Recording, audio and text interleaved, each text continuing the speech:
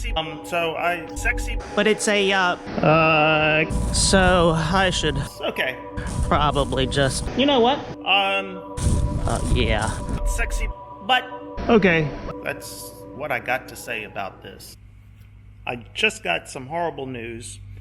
For the last 2 weeks, maybe a little bit more than that, I had not heard from my best friend. I think I have mentioned him on this channel. My best friend lives in outside of Helsinki, Finland. He was an exchange student here in the 80s in high school. I met him in English class of all classes in high school. This was our senior year. And we hit it off. We hit it off from the very beginning. And so he went back to Finland after he finished the senior year in high school. I went over to visit him that summer.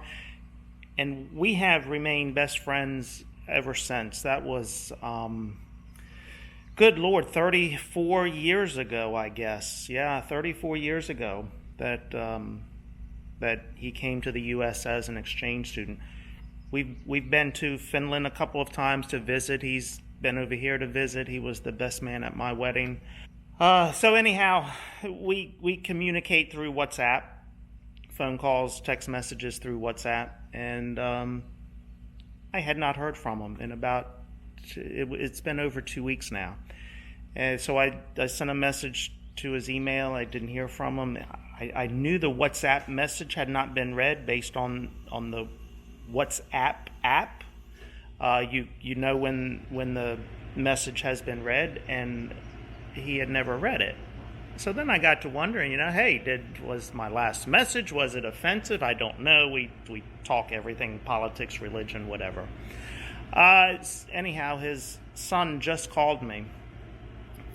He had some type of epileptic seizure, I guess.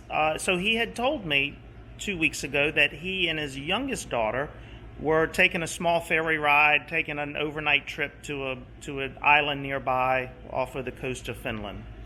So then that's when I didn't hear any more. So apparently on this trip, when he got to the island, he had this episode, and he's been healthy up until this point, no issues whatsoever. So he had some type of episode and had to go to the hospital. So not good. So apparently he has lost use of the right side of his body.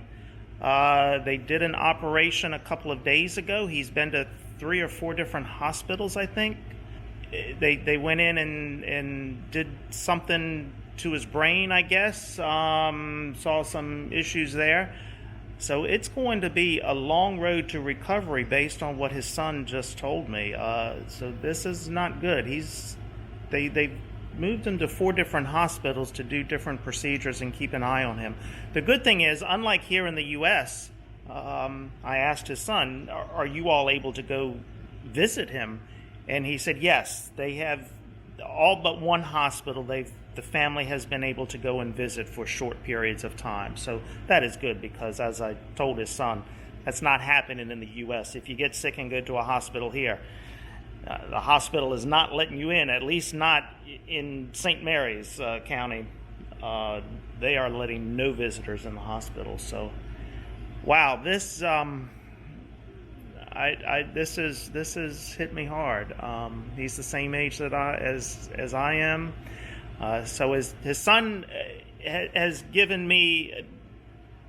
Nobody knows, in this day and age, nobody knows all of your passwords to unlock your phone and to get into your computer and access the Wi-Fi. So his son told me they're struggling a bit, trying to figure all of this out. So they have got him a throwaway phone, a burner phone, I guess. So his son has sent that number to me so I can send a text to him.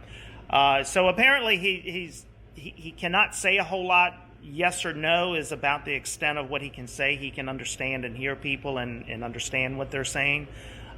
He can slowly use his phone, I guess. So we'll see how this goes. But wow, this is unbelievable. I don't. Well, there's no use in me going over there while he's still in the hospital. Maybe once he gets out of the hospital, his son said they're guessing right now he'll be in the hospital about a month, and then they'll send him to a rehab center probably for a year or so. So I'll have to plan on making a trip to Finland to see him once the time is right. But wow, this is tough. All right, that's enough of me and my personal stuff. After further thought and reflection on my friend's life-changing health issues, it just further solidifies one thing that I've always said, maybe not here on this channel, but to friends and family. You need to enjoy life while you can. This is one area that, one of many, that my father and I butted heads on. Because I would take some time off at inopportune times on the farm. You have to beat the weather sometimes on the farm. You gotta get out in the field and get the planting done or the harvesting done. But there were some times that I wasn't quite quick enough for my father. I would go off and do something else a little more fun. For instance, back in May, my daughter and I flew down to Atlanta, Georgia for 24 hours, just a quick 24-hour trip. We made the reservations within 2 days of Georgia saying they were opening up their state. That was late April, I think, when they made this announcement. They were opening up their state. Bars, restaurants were going to be open. We hadn't been out to eat for, at that point, 6 or 8 weeks. So I looked at my wife and daughter. I said, let's fly to Georgia and go out to eat. My wife, because of her job, she could not do that. So my daughter and I, we hopped on a plane and went to Atlanta, Georgia, just for an overnight trip. We did go to the True Value Distribution Center while we were down there, made a business trip out of it.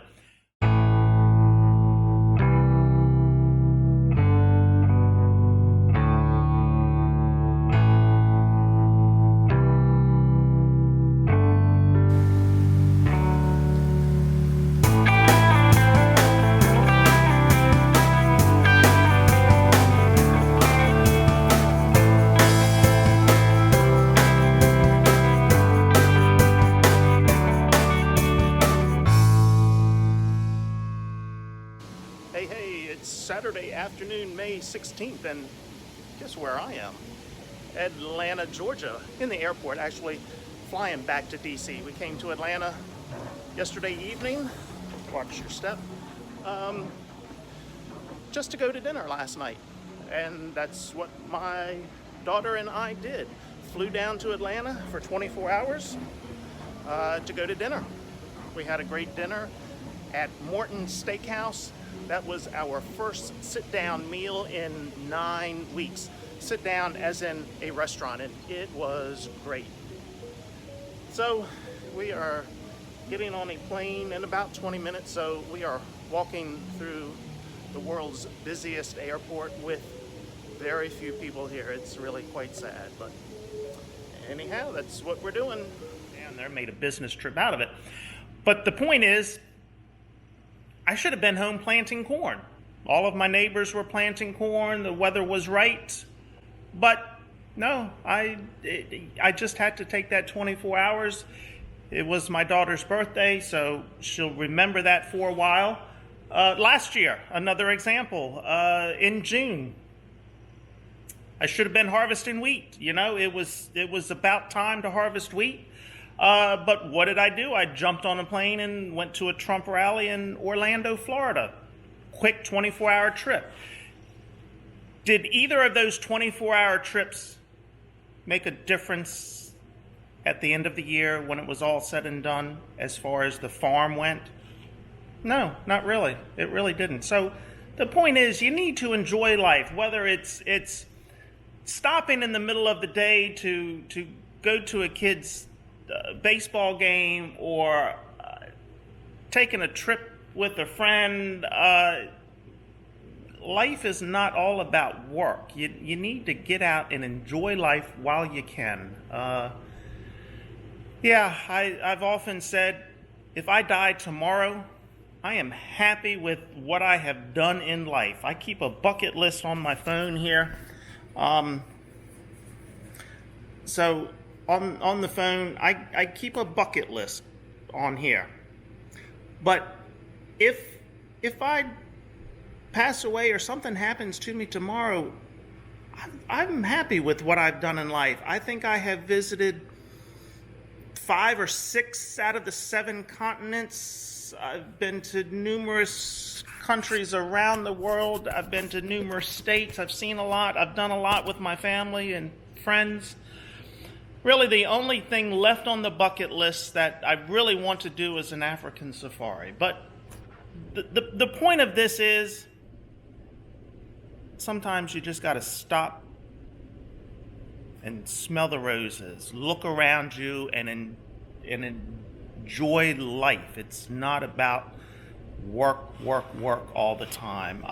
The work will be there tomorrow. I know as a farmer, that's not what I'm supposed to say. I'm supposed to say, damn it, you got to be in that field 24/7 from April to June, and then again from September to November. No, it's not the way I run my life. But yeah, wish my friend a full recovery, but based on what I'm hearing,